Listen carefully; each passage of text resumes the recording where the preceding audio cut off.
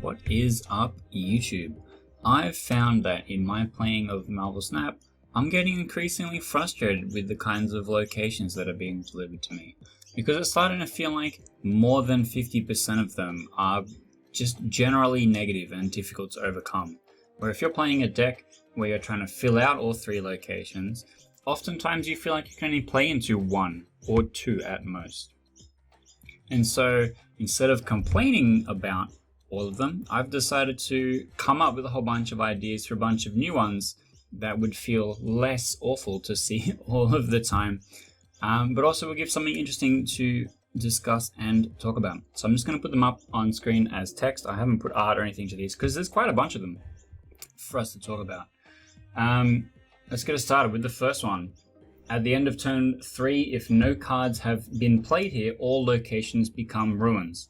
This is kind of like a gentleman's agreement with your opponent, where it's like, look, if these other locations suck, we're just not going to play anything here, and it's going to destroy the other two locations so that they become ruins, and then we don't have to deal with those negative effects.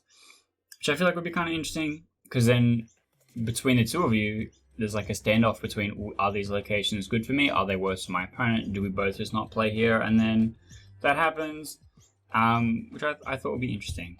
Next up is on turn, at the beginning of turn 6, set all cards here to 3 power, which is kind of like what Valkyrie does, except it doesn't do it at the end of turn 6, so you can still put a big thing there on turn 6, but if you put small things there earlier, they're all going to become equal to 3 power, which I thought would be interesting. It means that you could arrow someone's big play into that location to get it shrunk later on, or some such.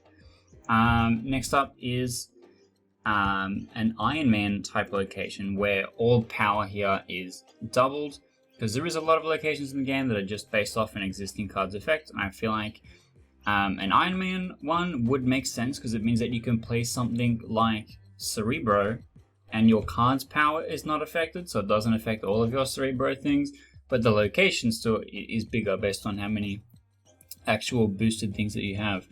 And one of the main problems I have with some of the locations is that they are beneficial, but if you're playing something like Cerebro, Wakandan Embassy is just really bad for you, even though it's helpful, right?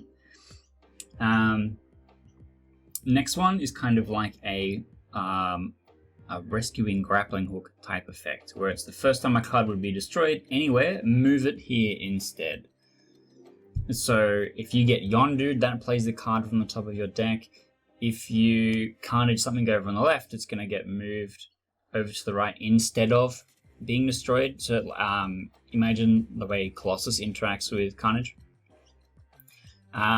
which I think would be really interesting. I think that would be really interesting. It sort of has a similar effect to how Wolverine works with Galactus, where it just kind of brings it over to that remaining location. I think that would be kind of interesting, especially if you set up everything and then you get Shang-Chi'd, one of your big things will come over to this location instead. So it's not lost, it's rescued, but it also might just never happen, and also just playing into the location is fine, right? That's one of the main things that we're trying to avoid, is just not having locations that you can't play things in because it's detrimental.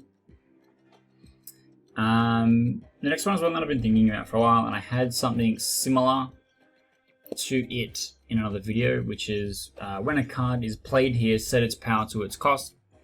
The original one was set its power to the turn timer. So if you play a 1 on turn 1, it'll be 1, but if you played a 1 on turn 6, it will be a 6. With this, it's setting its power to its cost.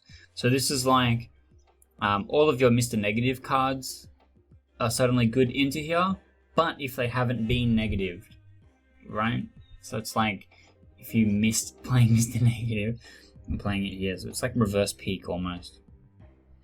Next up, we've got each time a card is played here, all cards gain 1 power. So imagine the Nova Anthem effect, where all your things get +1 power once Nova is destroyed. Imagine that, except whenever you play a card into this location, everyone's existing things get +1. So if you're swarming out the board and you're playing a lot of things into there earlier, the more things that you have in play, the more hits this location is going to get on you, and the more beneficial it's going to be for you. And if you're playing out stuff before your opponent gets a chance to play in this location, when they do finally play in this location, your stuff's going to get boosted as well. So it's kind of an interesting, when do you invest into it, how much do you build out the rest of your board state first kind of a deal, which I thought was pretty interesting. Next up, this is inspired by Fogwell's Gym, which I noticed a little while ago, which has an effect outside of the currently played game, and it's something similar to what Mephisto does, and it is each player receives 1 cube. That location flips up, you get a cube. It's got nothing to do with the wagering of this game. Maybe you'll lose it straight away if you retreat, but each player gets 1 cube. So, you know, that's a free retreat, or if you win 8 cubes, you'll be getting 9 instead at the end of the game. I thought that would be kind of interesting. I feel like if that's a featured location, it would help people zip up a couple ranks, and no one would really complain about that. And it's not like insane either, right? Play more games, get more cubes, sort of a thing. Next up, we've got Reverse Icebox. So instead of a random card in your hand costing 1 extra, a random card in your hand costs 1 less.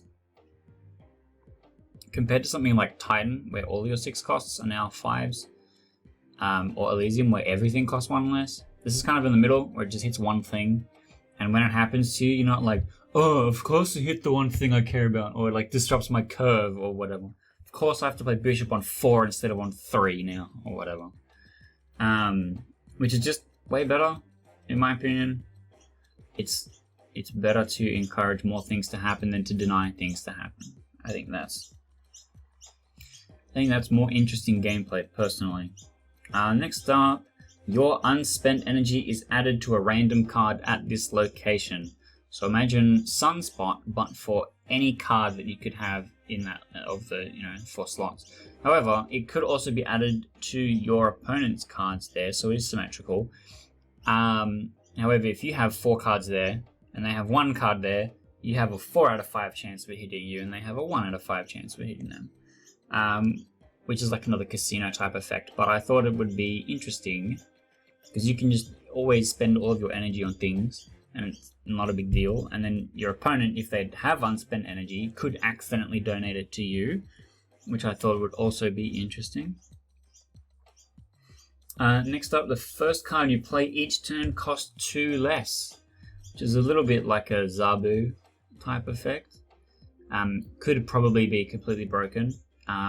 It might need to be just 1 less instead, but I thought, seeing as though Zabu just basically says, well, 60% of the cards in your deck cost half, that this wouldn't be too crazy if everyone received such a thing. It would probably be to a minimum of 1, so it wouldn't make anything cost 0, but I thought that would be like the next step up from the reverse icebox, where it's encouraging you to play more things. So I think playing more things is more interesting than playing no things.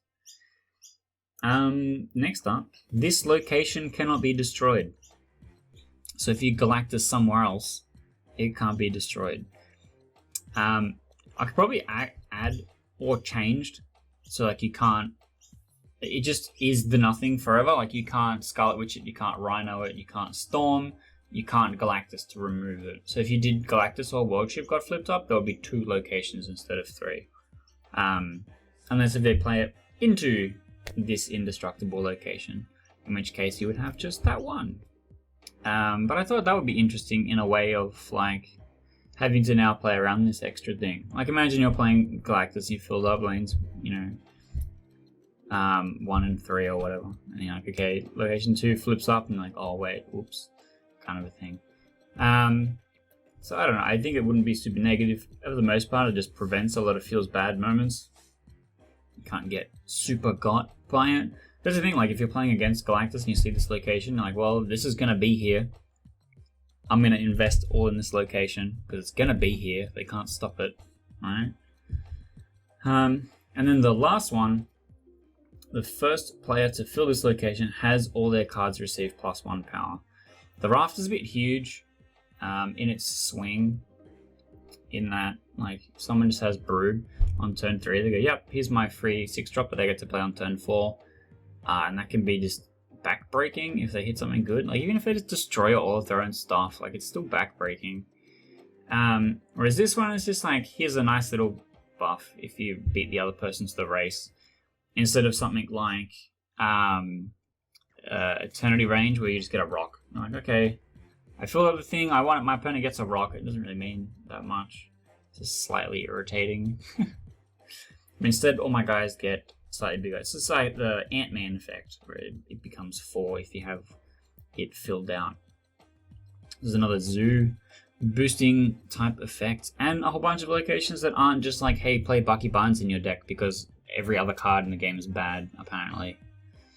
I don't know, I thought this would be something interesting, and again, rather than just complaining about something that irritates me, offering suggestions on how to solve it, which I think is how most of the discourse in Marvel Snap should be, because a lot of people just kind of complain, myself included, for no reason, or like with no solutions.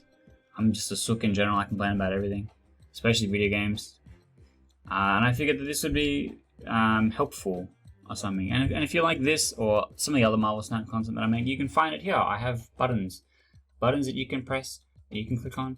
These are the buttons. You can find some other Marvel Snap content I've got going on here. It's kind of worth looking at.